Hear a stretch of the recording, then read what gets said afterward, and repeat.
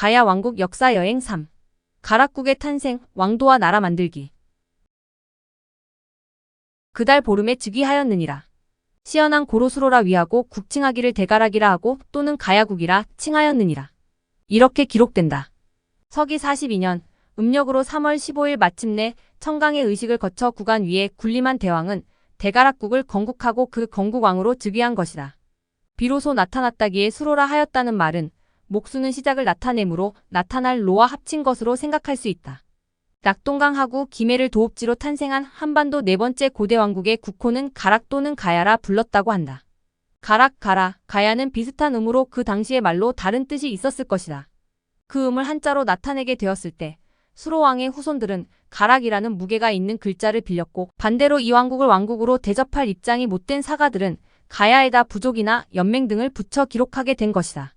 심한 예로 3세기에 정리된 중국의 사서인 삼국지에는 구야라는 글자로 가락국을 표기하고 있다. 뜻으로 새긴다면 개처럼 나쁜으로 되는데 그 당시 중국인들이 큰 바다를 건너 외로 갈 때는 가락국에 들려야만 선편을 얻을 수 있었다고 증언하고 있다. 그런 사서인 삼국지는 가락국의 영토를 알아보는데 귀중한 증언도 담고 있다. 대해운국 대가락국. 이제 가락국기는 가락국의 영토에 대해서 언급하게 된다. 동은 황산강으로서, 서남은 창해로서, 서북은 지리산으로서, 동북은 가야산으로서 남으로 해서 국미로 하였느니라. 황산강은 낙동강의 옛 이름이다.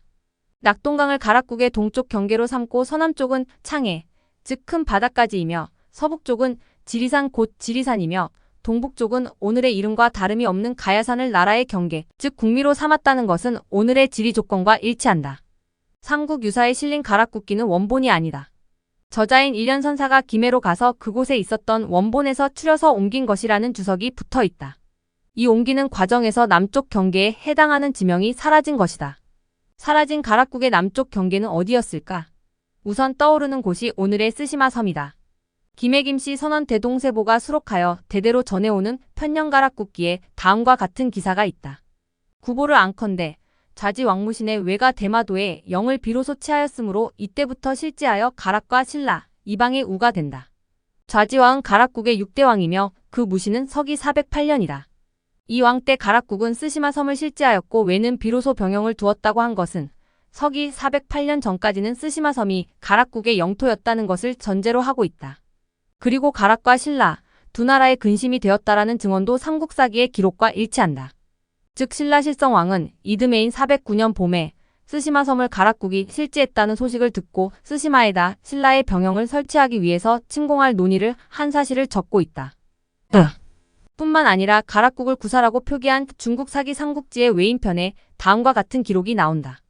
역한국 사남사동, 지기북 안구사한국, 한국을 남으로 동으로 꺾어가다가 그 북쪽 기슭인 가락국에 다다른다. 중국의 대방군에서 외국으로 가는 사신의 코스를 이렇게 적고 있는 것이다. 분명히 가락국을 그 북쪽 기슭이라 했다. 그렇다면 그 남쪽 기슭은 어디일까? 쓰시마 섬은 이미 분명해졌다. 하지만 그 섬보다 더 남쪽에 가락국의 남쪽 기슭이 있지 않았을까? 그리고 뒤에 나오는 사실이지만 불청객으로 들어온 탈해를 쫓기 위해서 수로왕이 급히 발진시킨 수군의 배가 500척이었다고 가락국기는 적고 있다.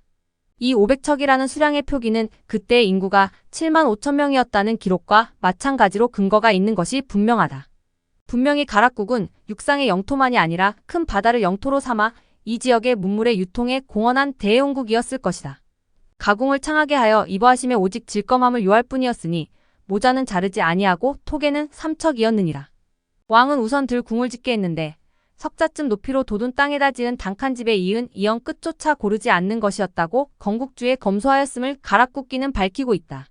수로왕 출현 당시의 나이가 15세쯤이었다는 그 15세를 오늘의 15세의 소년에 견줄 수는 없다. 이를테면 기인장용, 소년 유축실 장력자. 이런 기록이 삼국지보다 앞서 편찬된 중국의 사서인 후한서의 한에 대한 대목에 보인다. 한이란 만, 진한, 변한을 통틀어 말한 것으로 그 한인들은 장안고 용맹스럽고 소년으로 집을 짓는데 일을 하는 사람들은 이라하여 그 무렵 이 지역의 연소자들의 능력과 기질을 이렇게 밝히고 있다. 오늘 우리가 상상할 수 없는 험한 생활 환경 속에서 살아남기 위해서 지혜와 힘을 다한 고대의 일이다.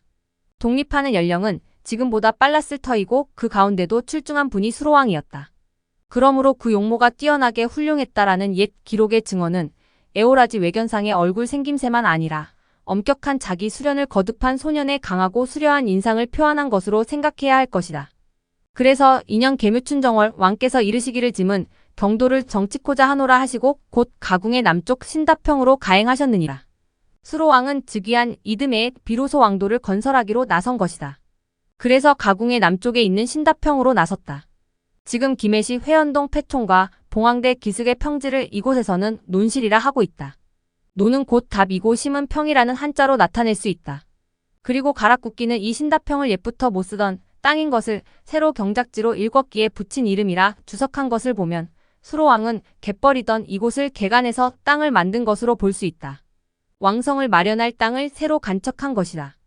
이곳에 행차하신 왕은 산악을 사망하며 좌우를 돌아보고 이르시기를 이 땅이 협소하기 요역과 같으나 수의하여 가히 16나안의 주지이니라.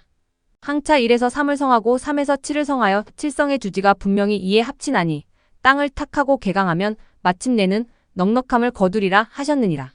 이렇게 가락국기는 적고 있다. 그러나 새로 일군 땅 논실에서 사방의 산들을 바라보며 수행한 신하들에게 한 말은 오늘 우리로서는 수수께끼로 밖에는 들리지 않는다. 우선 우뚝 솟은 분성산 아래 자리 잡은 김해시가는 작은 분지이기는 하나 좁다란 엽기 입처럼 생기지 않았다. 둘째로 16나안이란 석가의 분부를 받아 일정한 기간을 세상에 나타나 정법을 호지하는 16존자로 해석할 수밖에 없는데 수로왕 즉위 당시 불법이 이 땅에 들어와 있었다는 역사의 뒷받침이 없다. 그러나 우선 철종 12년 1861에 김정호가 제작한 대동여지도만 봐도 김해시가 깊숙이 물이 들어와 있었음을 알 수 있다. 그 지도의 망산이라 표시된 섬은 오늘날 김해 평야 속의 솟은 칠산이라는 산으로 둔갑하고 있는 지역이니 수로왕 당시는 물이 더 많이 들어와 있었을 것이고 따라서 지금 궁어비가 있는 회연동 일대는 바로 물가였음이 분명하다. 16나안도 마찬가지다. 석가는 불교로 사람들의 바른 생활을 가르칠 때 불교 이전의 신앙 가운데 좋은 것은 버리지 않고 받아들였다. 그러므로 이 세상에 사는 사람들과 함께 머물며 삶의 바른 길을 지키는 16존자가 불교 이전에도 있었고 그 믿음의 존자를 대영국의 건국주 수로왕이 알고 있을 수도 있을 만한 일이다. 1에서 3, 3에서 7은 얼핏 고대 중국의 풍수설을 연상하게 하지만 중국의 것은 음양오행으로 5를 기준으로 삼는데 수로왕의 풍수설은 7을 기준으로 삼고 있다. 그래서 그 칠성은 오늘 우리 한국절에만 볼 수 있는 칠성각의 주인공으로 절과 절을 찾는 신도를 지키는 분이며 이 칠성이 칠성신앙을 이어온 것으로 볼 수 있을 것이다.